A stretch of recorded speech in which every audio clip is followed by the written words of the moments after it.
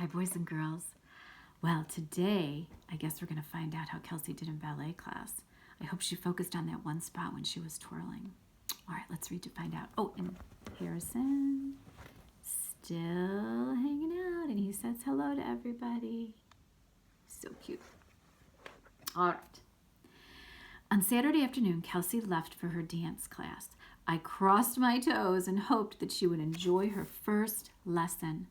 While she was gone, I couldn't resist leaving my cage to watch the tiny ballerina dance again.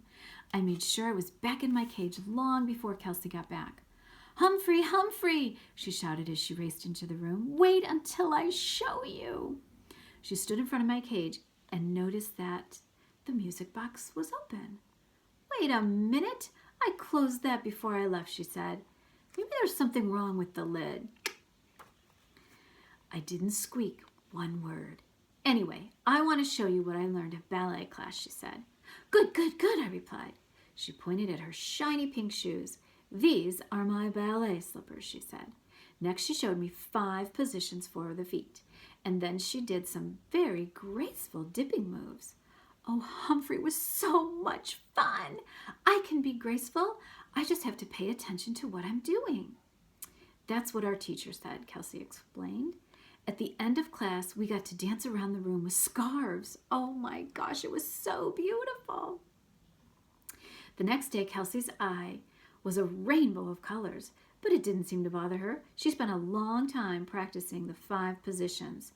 I practiced too, but I guess a hamster's feet work a little different than human feet. The first 3 positions weren't too bad, but the 4th and the 5th were, well, let's just say I'm going to have to practice a whole lot more and pay attention to what I'm doing. That is some good advice. Always pay attention to what you're doing. All right, here's Humphrey's detectionary. I don't know if Sherlock Holmes ever tried ballet dancing, but he should have because it's fun, fun, fun. All right, next chapter. Chapter 7, the case of the colorful cards. Ooh, stop and ask ourselves, what do you think the colorful cards would be? Well, let's do what all good readers do. Let's read to find out. And when you get the answer, when you hear the answer, thumbs up. All right. When Kelsey brought me back on Monday morning, everyone rushed over.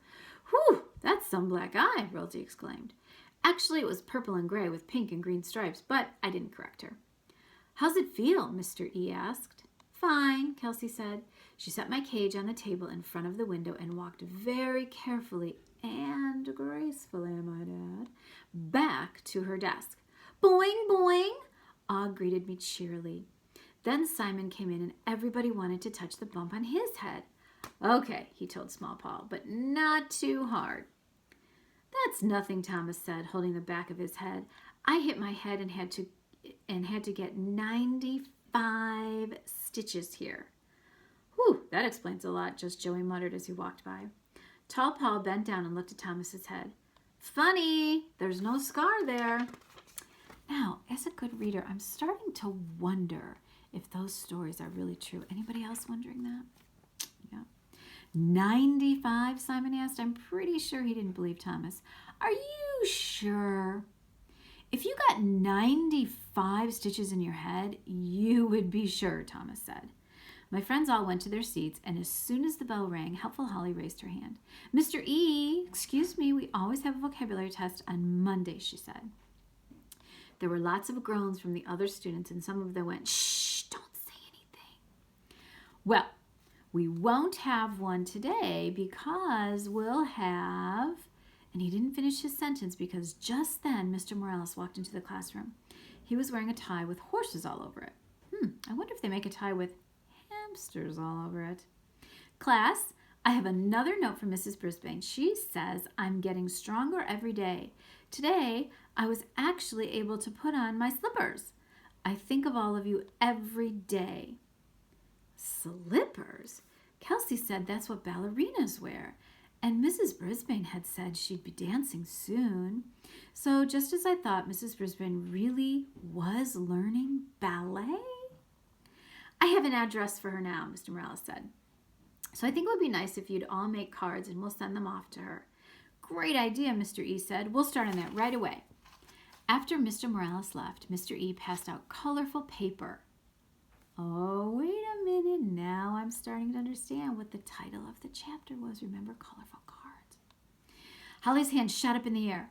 They're over there on the shelves. I can show you.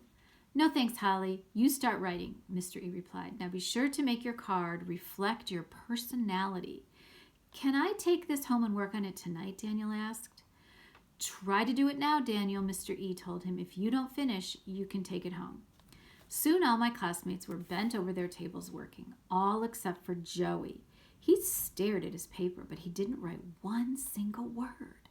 I scrambled up to the top of my cage to see if I could read what my other friends were writing, but I couldn't make out the letters from so far away. I wanted to write to Mrs. Brisbane too, but I didn't dare take out my notebook in case someone saw it. And as much as I like my friends, my notebook is private. No one should ever read someone's private notebook. While my friends wrote, things were clinking and clanging and rattling and rolling around as Mr. E poked around in the art supply bins. Soon there was a big mound of markers and boxes of colored pencils and crayons on the desk. I saw more construction paper, brightly colored yarn, scissors, glue, and jars of buttons, beads, and glitter. When Mr. E told my friends to take what art supplies they needed for their cards, everyone raced forward at once. I want those markers, Simon said. I got here first, Thomas replied, clutching the markers to his chest. Ooh, feathers, Phoebe said. Rolling Rosie rolled toward the desk. Hey, I need those, she said. Ow! Rosie ran over my foot, Sophie complained. Did not, Rosie said. Okay, now we'll stop right there and think. There's a problem. Yep. There should have been more direction when those kids were getting the papers and markers and crayons and all that stuff. My friends never acted like that when Mrs. Brisbane was in the classroom. I could hardly tell what anyone was saying because there was so much commotion. Suddenly, my whole body was shaken by the shrill and painful blast of a whistle. Everyone got quiet then. I didn't even have to look to know. It was Mrs. Wright, and she was standing right in the doorway. What's going on here? She asked. Oh, we're making cards for Mrs. Brisbane, the substitute answered. What you're making is an uproar, she said. I could hear you all the way down the hall, and according to the school policy, you should not be able to hear what's going on in a classroom from the hallway. Mrs. Wright walked into the classroom, and I saw that she wasn't alone. Hurry Up Harry was with her. I don't suppose you noticed that one of your own students was missing, she said. Harry hung his head and looked extremely unhappy. Ooh, I guess I'm still getting used to all the students, Mr. E said. Come on in, Harry. Make a card for Mrs. Brisbane. Mrs. Wright fingered the whistle hanging down from her neck. I braced myself just in case she blew it again. Mr. E, at Longfellow School, we don't permit our students to roam the halls whenever they want. I found Harry staring into the window of room 14. Well, they're building an amazing tower, Harry explained. What's amazing is that you weren't in your classroom like all the other students at school, Mrs. Wright said. I will have to report Harry to the principal. No. I'll handle it, Mr. E said. Mrs. Wright looked surprised. Really? You'll put in a report? Mr. E nodded. That's right, Mrs. Wright.